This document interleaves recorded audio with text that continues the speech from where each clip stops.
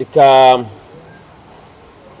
banze nshimire itangazamakuru ryaje kwifatanya natwe mu gikorwa cyo kugira ngo duhembe umukunzi w'ikiganiro ninde urushundi gitambuka kuri BTN TV kuwa kabiri ndetse no kuwa kane, gitambuka inshuro ebyiri mu cyumweru. Ni ikiganiro gitangira ku isaa 11 kigasozwa ku isaa 11 n'igice, kimara igihe kingana n'iminota 30.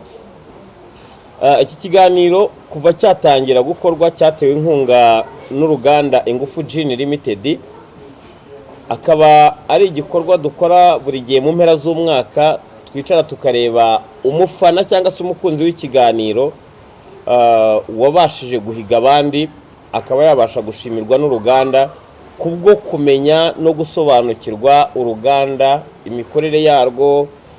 Byanadufashije kumenya statistics z'ukuntu abantu bakurikira ikiganiro bangana. Buri mwaka n'ubusanzwe duhemba abantu 3, ariko no mu busanzwe mu kiganiro tugahemba umwe ibihumbi 15 buri wa kabiri ndetse na 15 buri wa kane, tukarenzaho n'ikinyobwa cy'uruganda. Noneho mu gihe cy'umwaka ubaye wa mbere hari uburyo tugena uburyo ari buhembwemo, tukagenera n'igihembo cy'uwa kabiri, tukagena n'igihembo cy'uwa gatatu. Batatu ba mbere barushije abandi mu mwaka nibo bahembwa. N'uyu munsi wa none rero dusoza umwaka wa 2024 twinjira muri 2025, tunaboneraho kwifuriza abanyarwanda muri rusange, abaturarwanda, inshuti z'u Rwanda n'abantu bose muri rusange, tuboneraho kubifuriza umwaka mushya muhire wa 2025. Abadasoje neza umwaka wa 2024 tuboneraho kubihanganisha, nuko isi iba iremetse. Ntago rero uyu munsi ndi njyenyine, ndi kumwe na Sender International Hit, ni brand ambassador w'uruganda Ingufu Gin Limited. Turi kumwe kandi n'uwabaye uwa mbere uyu mwaka. Uyu amaze gutwara ibihembo inshuro zigera muri 4 zikurikiranya, kiretse 2023 dusoza 2024 yaje ku mwanya wa kabiri. Wari wabaye uwa kabiri uyu mwaka yari umukobwa waturutse Muhanga, ntago yabashije kubona ukaza bihagize imbogamizi z'imodoka, ariko ntago bivuze ko igihembo cyaraza kukibura, ntago bishoboka, araza kugishyikirizwa. Buriya brand ambassador araza kubikomozaho. Uwabaye wa kabiri nawe ari mu nzira za, wabaye wa gatatu wari mu nzira za, nawe yakerewe kubw'izindi mbogamizi tutamenye. So ntizimbye mu magambo rero, gahunda y'uyu munsi nuko imeze. Mbonera no gushimira cyane ubuyobozi bwa Kigali The Right Hotel, bwo bumaze iteka iyo tugiye guhemba batuba hafi, bakadufasha mu kugenera, mu kudufasha mu guhemba baba batsinze ku bufatanye n'uruganda Ingufu Gin Limited. Senderi tunaboneraho kwifuriza umwaka mushya muhira ubuyobozi bw'uruganda, munabashimire cyane kuko baba barahisemo gukorana natwe no kuba baremeye ko buri munyarwanda wese abasha kugerwaho n'ibinyobwa. Gusa wakwibaza uti kuki duhemba bakeya? Nuko ubushobozi bungana, ariko buriya n'umuntu abitwemerera n'abarenga 3 tuzajya tubahemba. Murakoze cyane.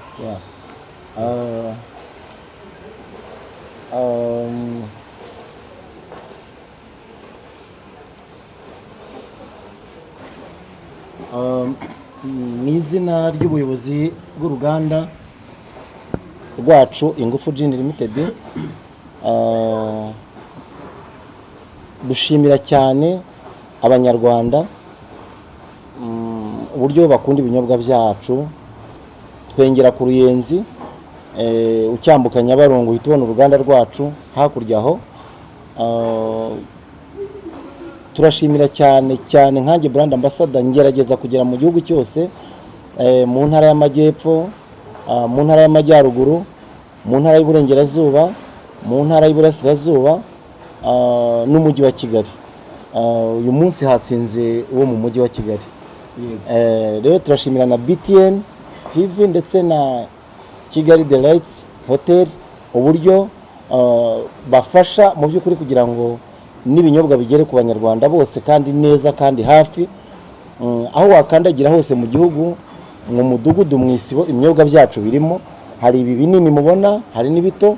Dufite mililitiro 200, mililitiro 205, dufite mililitiro 250. Ubu dufite n'ikinyobwa gishya cya Red Warage cya mililitiro 350. Noneho n'izi ngizi mubona haza 750, mililitiro 750. Dufite ibinyobwa 10, dufite ubwoko 10 bw'ibinyobwa. Ni uburyo uhitamo icyo ushaka kikubereye. Nk'abakiriya bacu bose barabizi, ndetse n'abadukurikiye aka kanya nshishikariza cyane uburyo bakurikirana aya matora buri wa kabiri, cyangwa se ikiganiro kuri BTN buri wa kabiri na buri wa kane. Ni byiza cyane, turabashimira mu izina ry'ubuyobozi bwacu bwa Ingufu Gin Limited. Burabashimira cyane ko mu kumenyekanisha ibinyobwa byacu nk'uko bihora ku isonga, n'uyu munsi biri ku isonga, kandi tuzahora ku isonga mu buryo bwo kubagezaho ibinyobwa byacu kandi tukabamara n'icyaka. Izi nzoga zose mubona hano twahisemo izi nini kugira ngo byibura mumenye ko na cocktail zikorwa mu binyobwa byacu ziyoboye mu Rwanda, nizo ziyoboye cyane. Iyo uhisemo ibi binyobwa byacu, mu bukwe birayoboye, mu mahoteli birayoboye, n'iyo urituye umuntu mu by'ukuri ugafata nk'iki kinyobwa cya Radiant ukagitura umuntu, arishima cyane, aravuga ati ubundi uru ruganda rwengera he n'Abanyarwanda. Hari n'abantu benshi batazi ko ibi binyobwa byacu ari ibyo mu Rwanda. Ni ibinyobwa by'Abanyarwanda, ni uruganda rw'Abanyarwanda, ni ibinyobwa kuva ku bakozi kugera no ku bayobozi bacu bose ni Abanyarwanda. Rero ndagira ngo mbwire Abanyarwanda bose badukurikiye hano kuri BTN, twaje guhemba mu izina ry'ubuyobozi bwacu bwa Ingufu Gin. Tugiye guhemba, ndetse uyu munsi kubera ko ni n'agashya, tugiye guhemba ku nshuro ya 25 ku mwaka wa 2025. Numva mu bihembo biri butanga uyu munsi ku byo turi buhe uwatsinze, hari bisanzwe bigenwa. Uruganda rwa Ntunye ngo mubongere icyo kunywa, mubongere cyane, banywe bashira icyaka, bageze mu midugudu yabo mubahe.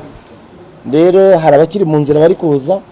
Ikindi turashimira itangazamakuru, ubuyobozi bwambwiye ngo umunyamakuru wese uri hano atwara icyo kunywa, agenda he n'abantu bari mu rugo, muzihitemo hano icyo kunywa. Hano turabifite byinshi twabizanye, buri munyamakuru agenda avuga ibyiza bibera mu ruganda Ingufu Gin Limited, kuko ni ibinyobwa bimara icyaka.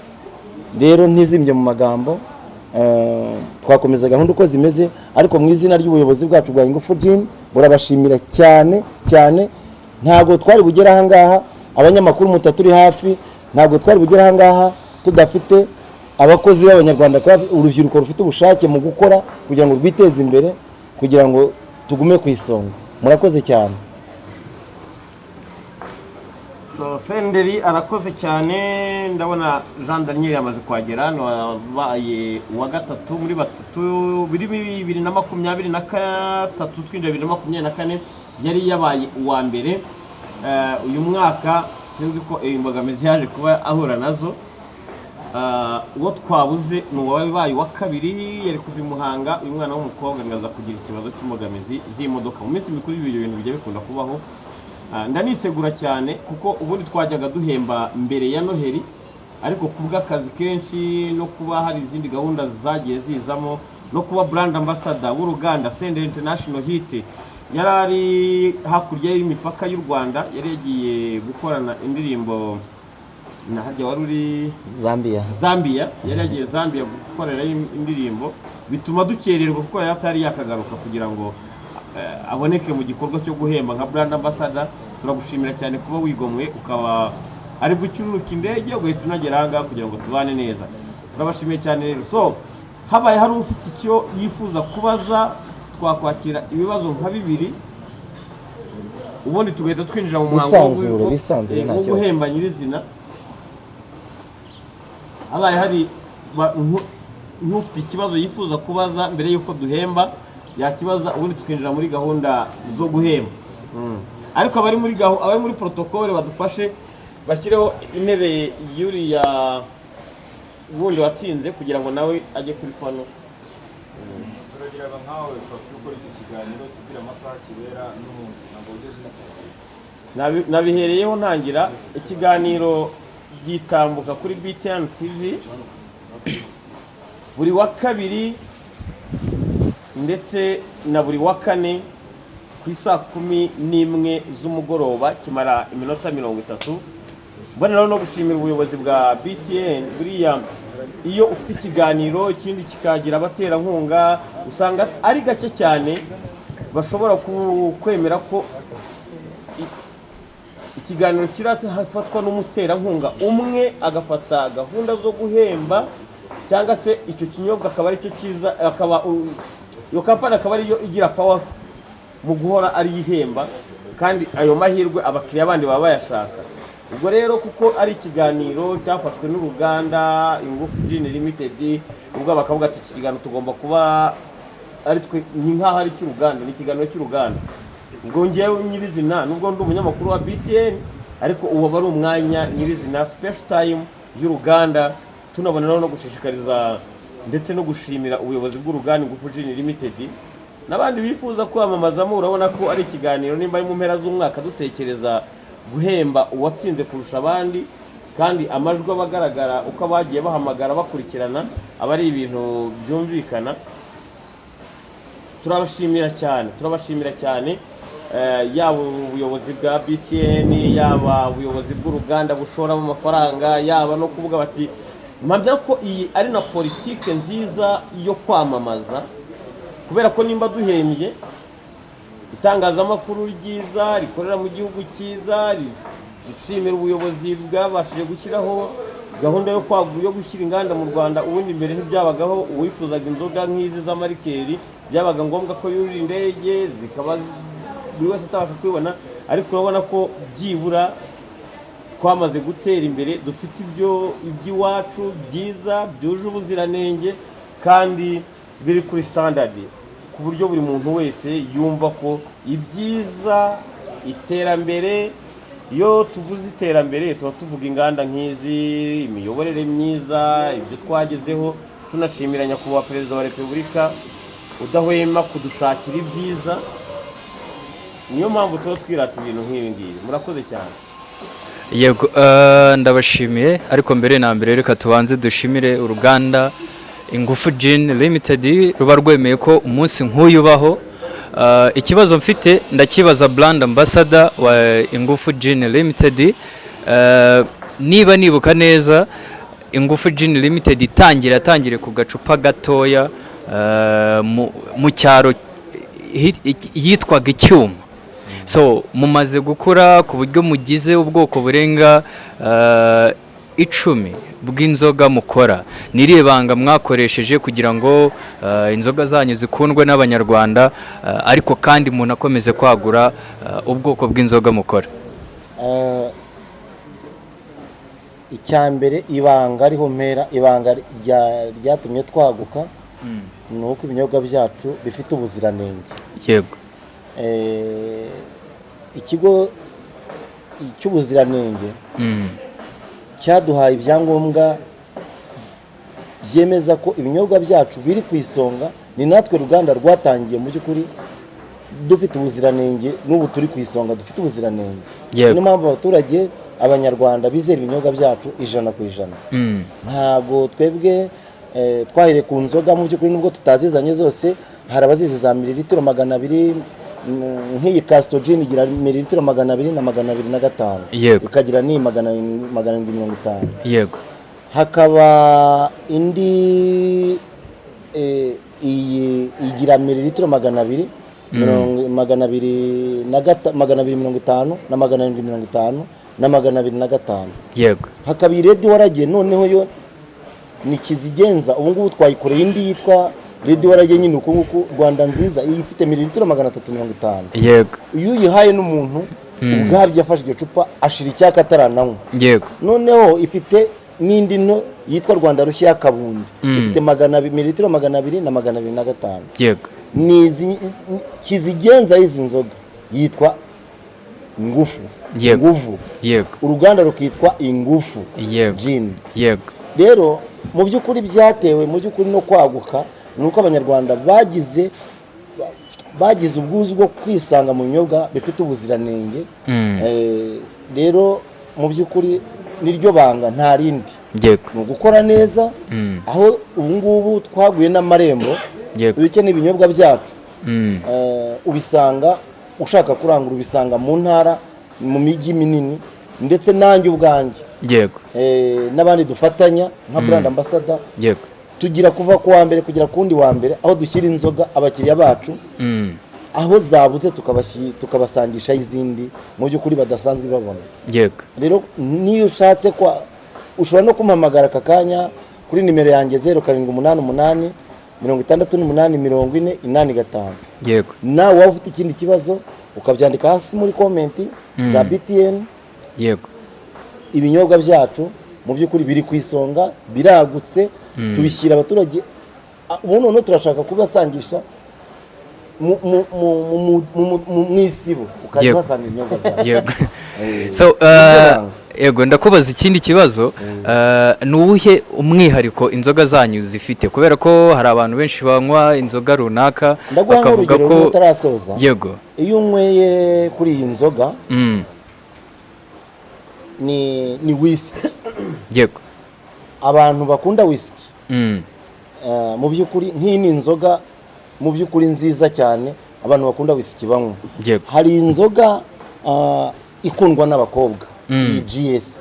Umukobwa wayinyweye rwose abagira roho nziza, ni ukuvuga n'ubundi abayifite ariko byiriyongera, nta hangover zitera, nta nimwe. Iyi Hometown ni inzoga nashishikariza abajene cyangwa se abagabo bafite akagufu. Iyi ikora umuti. Ubwo nanze kuvuga byinshi. Iyi nzoga niyoboye mu Rwanda, kugira ngo uyibone n'iwacu bisaba kurara utelefoni kugira ngo bayikohereze. Iyo utinze gacyo usanga zashize. Yitwa Radiant. Ngira ngo n'abadukurikiye barayizi mu turere cyangwa se mu mirenge y'igihugu. Iyi nzoga irayoboye mu Rwanda, nta yindi nzoga yayihiga, nimba mbeshye anyweho. Iyi nzoga nibwo ndi kukubwira ibyiza byayo. Umufundo utangoye kuri iyi nzoga club ntago umusumari winjira mu nta kubaka neza, ntago yijyamo neza rwose. Iyi rero Radio Warage ni inzoga icyura, yitwa mucyura buhoro. Iyi cyura abageni. Urabyumva? Iyi nzoga ni inzoga ikunda kunywebwa n'abantu mu majyaruguru, yitwa Medali. Umutamuhaye wo mu majyaruguru inzoga yitwa Medali, ngayinywere munsi y'ibirunga. Ntago abayumva ko uruganda rw'Ingufu Gin rwagize rwakoze inzoga.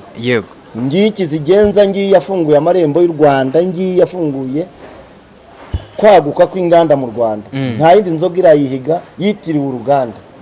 Iyi nzoga uyibaza abo mu majyepfo bakubwira ibyayo. Iyi rero ni inzoga y'abasirimu. Wakoresheje ikirori iyi Castor Gin ntuyishyiremo.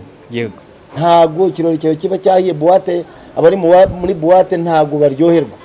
Ibyo ndabikubwira, mfite ibimenyetso simusiga. Iyi nzoga hepfo urumva ni zimwe.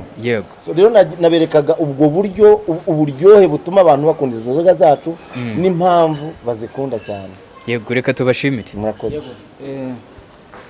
Murakoze. Nitwa Johnson Ndekezi, ndedita w'Umuseke. Ndashaka kubaza, kuva mwatangira iyi gahunda yo guhemba abantu byafashije iki uruganda, noneho uhita ukajyana n'aka kabazo hirya no hino? Bavuze ko inzoga zanyu zuje ubuziranenge kandi koko zifite na ice mark, ariko henshi cyane cyane muri aba bafondore muvuga akwiragira amakuru ko izi nzoga umuntu arazinywa zikamura bivu mu gatondo bikabyuka ari ikibazo. Twagira ngo mushyiraho umucyo kuri ubwo buziranenge bwanyu, n'abandi bashobora kwitirira izi nzoga zanyu, kuko mu minsi ishize twagiye tubona n'abantu bapirata, agafata inzoga nk'iyi ngiyi akayishyira ku ntuza ku isoko, ariko mu by'ukuri ari igicupuri. Murakoze. Duhereye kuri icyo ngicyo cya nyuma cy'abapirata inzoga zacu, inzego z'ubuyobozi, inzego za Rwanda Revenue, inzego za polisi zashyize ingufu mu gukurikirana ibisambo byayogoje bamwe biyitirira ko izi nzoga ari izabo. ntabwo ari n'izacu gusa n'izindi nganda n'abandi harimo abapirata, ariko ubu ngubu kubera ko inzego za polisi zashyizemo ingufu, icyo kintu kiri kugenda gicika. Naho kitaracika, n'undi wese upirata ijisho rimuri hafi y'inzego za polisi. Icyo cyo twakirekeye inzego z'ubutabera na polisi. Ku bijyanye n'abo bantu banywa inzoga ukumva ngo ntago ngo yabyutse ameze nabi, icya mbere nasaba abantu banywa inzoga z'iwacu nuko inzoga y'iwacu igomba kuyinywa wariye. Niyo ndi kwana no kuvuga n'izindi nganda, inzoga iyo ariyo yose uyinywa itariye mu by'ukuri kumerera nabi. Rero umuntu unywa inzoga yaba iz'iwacu n'iz'ahandi, ugomba kubanza kurya kandi ukanywa gake kandi ukanywa mu rugero. Rero tunywe resi inzoga si iz'abato, natwe bakuru tugabanye kunywa ariko tunywe mu rugero kandi twishimira ibinyobwa byacu. Ariko inzoga iyo ariyo yose usibye n'izacu bisaba ngo uyinywe wariye. Gutangira guhemba rero ikintu byunguye uruganda, ubuyobozi bwacu nibwo bwashyizemo, nibwo butureberera, bwashyizemo ingufu. Baravuga ngo twahembaga cyangwa twajyanaga inzoga mu giturage nk'uko bisanzwe umunsi ku munsi, ariko uyu munsi dutangire guhemba byatangiye haciye imyaka nk'3 cyangwa 4. Hari icyo byongereye, iyi ni inshuro ya 5. Ni ukuvuga ngo abantu barafungutse bamenya none ibinyobwa byacu bigera kure. Ya saha igeze kuri BTN, abanyarwanda bayikurikiye ndetse n'abanyamahanga bakareba bya binyobwa byacu, bagatangira no kubimenya mu mazina, bakihitiramo nko muri ibinyobwa 10, nawe waguhamagara hano wamenya iyo uhitamo. Byarushijeho kumenyekanisha ibinyobwa byacu mu buryo bwagutse, kumenya amazina yazo no kumenya ikinyobwa umuntu ashaka. Mahanga ziraboneka, ni ushinzwe kubijyanayo. Iyo ugiye hano mu nkengero z'i Burundi, za Kirundo birahari, za Karagwe inzoga Lady Waragi irahari, twayigejejeyo, na Benako na Ngara iriyo. Mu bihugu biri hirya bya Sadeke usanga iyi Radiant nijye uzijyanira, narazijyanye. Harare ziriyo, Rusaka ziriyo, iyi nzoga iriyo. Indi nzoga ikunzwe hano muri gice cya Uganda ni ingufu na Lady Waragi. Ariko inzoga ikunzwe cyane muri iyi Kigali y'abasirimu ni iyi ngiyi. Murakoze cyane. Amazina yanjye nitwa Jessica wa Mipango, nkaba naje ndi umunyamakuru wa Kasuku Media. Ikibazo nari mfite ni iki ngiki. Dusanzwe tuzi ko hano mu Rwanda hari inzoga nyinshi cyane za gin, ariko noneho mwatubwiye ko uruganda rwa Ingufu Gin namwe muri mu bantu bakora inzoga za gin kandi zinakunzwe cyane. Ariko tukaba tubizi neza ko mu nzoga za gin hano inyinshi tuzi ko bazita ibyuma, kandi ejo bundi haherutse kugaragara umuntu wanyweye ibyuma abivanga n'urusenda yahise asigira ubuzima aho ngaho. So izi nzoga zanyu namwe zaba zirimo ibyuma? Ibyo ni sebanyabuhanga. Akenshi usanga mu by'ukuri hari abantu bitirira ibyo bintu, ibyo byuma. Twebwe inzoga zacu ni abantu bitwa abapirateri, ni abantu bagenda bagakora ibintu bitajyanye n'ubuziranenge. Abo bantu uwo muntu ntabwo ari uwacu, n'inzoga yanyweye si iyacu. Inzoga zacu uko ari 10 aho zigurirwa harazwi, n'abazicuruza barazwi, n'abazinywa barazwi. Nko mu mirenge ngendamo ngewe nka brand ambassador, ngenda mu mirenge 436. Buri munsi mba mfite groupe y'abakiriya bacu, aho baguriye, aho baranguriye. N'uwo muntu uvuze ntabwo twe tumuzi, ariko inganda zihari mu gihugu ni nyinshi, n'abapirateri nk'ubyo bakora bo ni benshi. Bona ko polisi ngira ngo ibabereka buri munsi nk'abanyamakuru. Twebwe inzoga z'iwacu zifite ubuziranenge, zirazwi, burazwi neza ko buri kinyobwa cyose cya hano iwacu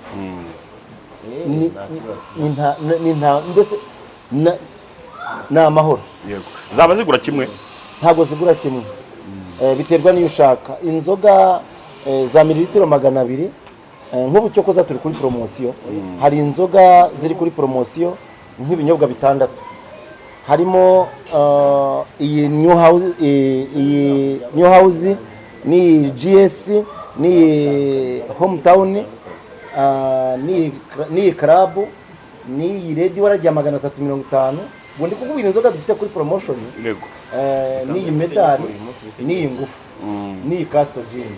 Ubwo nizo dufite kuri promotion, aho ikarito yacu uyu munsi ku biciro iyo ugiye mu mujyi abayobozi barabikwereka, ariko nk'izo ziri kuri promotion, ikarito irimo irimo mililitiro 250 n'iya mililitiro 200 tuyitangira 21,500, kandi ni jewe n'abandi dukorana mu ntara hose tuzikuzanira tukaziguha kugira ngo dukurikirane ba bantu bashobora kutwiyitirira, tukagenda tubahashya kugira ngo babone ko dufite ibinyobwa byacu twabyihereye abacuruzi. Hakaba noneho n'izindi ziza kugurirwa hano mu mujyi, mu by'ukuri usangamo nk'iyi Radiant, ugasangamo nk'iyi Castro Gin, ugasangamo Kingi, ugasangamo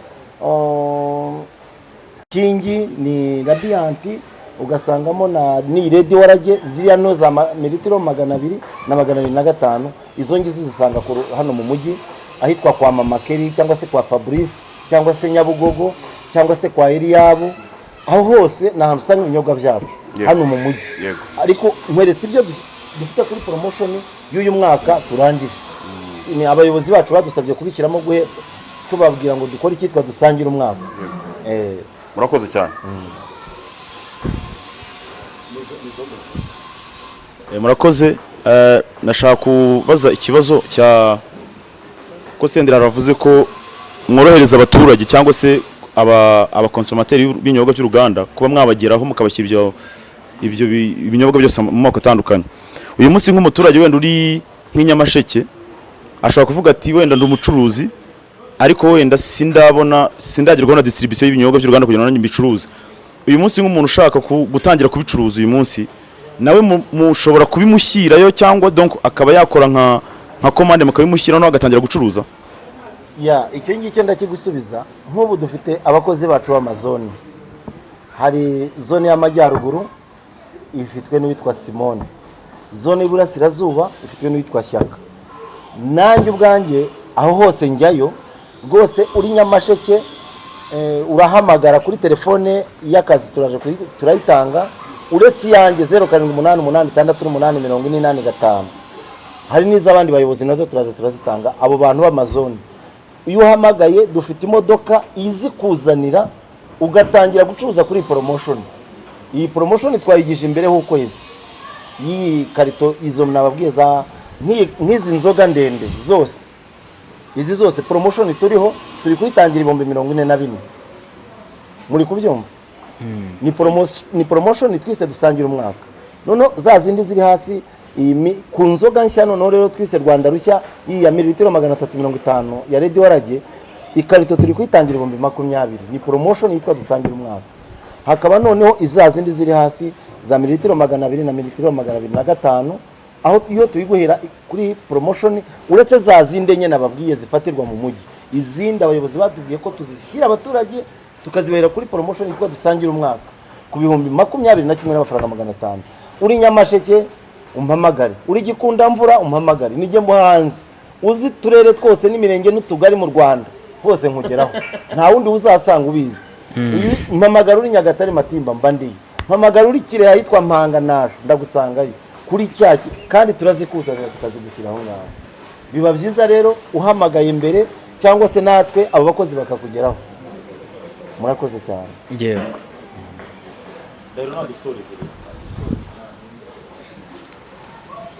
So murakoze cyane, ndabashimiye. Reka dukurikizeho gahunda. Murakoze cyane, reka dukurikizeho gahunda yo gushyikiriza ibihembo ababitsindiye. Turaza guhera kuri wabaye wa gatatu, tugiye guhera ku wa gatatu. Uwa kabiri we yabuze ukaza nabibabwiye ari mu karere ka Muhanga, umwana w'umukobwa, ariko turakora ibishoboka. Brand Ambassador ntago akigarutseho, ariko kuko dufite contact ze n'ubundi ibihembo bye ubwo ubuyobozi buragena uko bimugeraho uko byagenda kose. Reka dusabe Daniel ahaguruke, umuyobozi cyase ndakeka abahe abari buhembwe muraza kubivugishiriza ku ruhande bitewe n'ibyo muri bukeneye kubabaza. Daniel aze hano hagati. Envelope twagiye tubashyira ku makonte yawe. turabashyiza ku makonti yabo nk'uko mwari mwabisabye. ndagira mwatangaza ku mugaragaro amafaranga y'uwa gatatu ahembwe.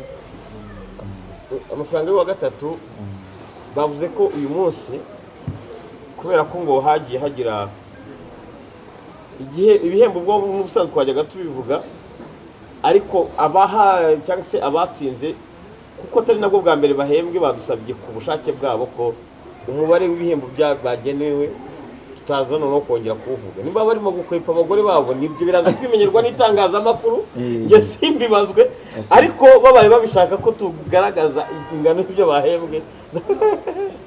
So baduhereze kalendari hano, hari n'imipira iri hano tugomba kubaha. yego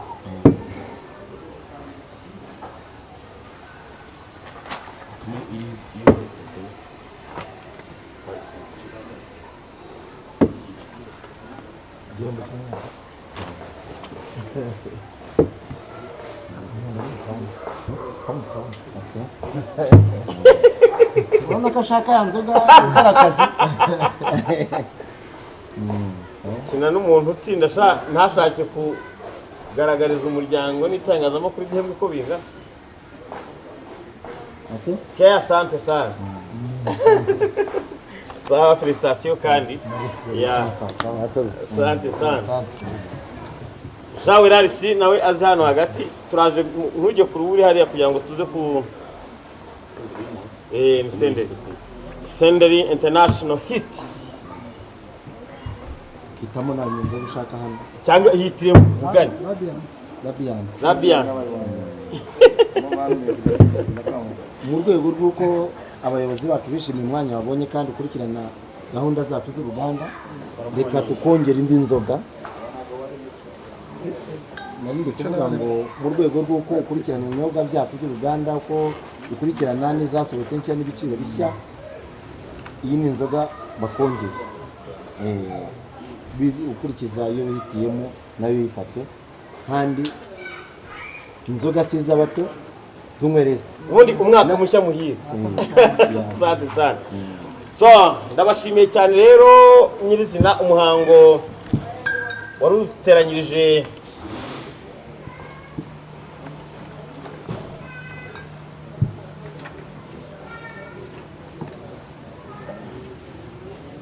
Nabashimiye cyane umuhango wari uduteranyirije kuri Kigali The Right Hotel wo guhemba wabaye intashyikirwa mu gukurikira ikiganiro Ninde urusha undi, itambuka buri wa kabiri ndetse na buri wa kane kuri BTN TV. Naha tugisoreje mboneraho kubifuriza umwaka mushya muhire w'2025 uzababere umwaka w'ishya n'ihirwe. Bashimira cyane abanyamakuru mwese twabanye muri iki gikorwa, Imana ibahe umugisha.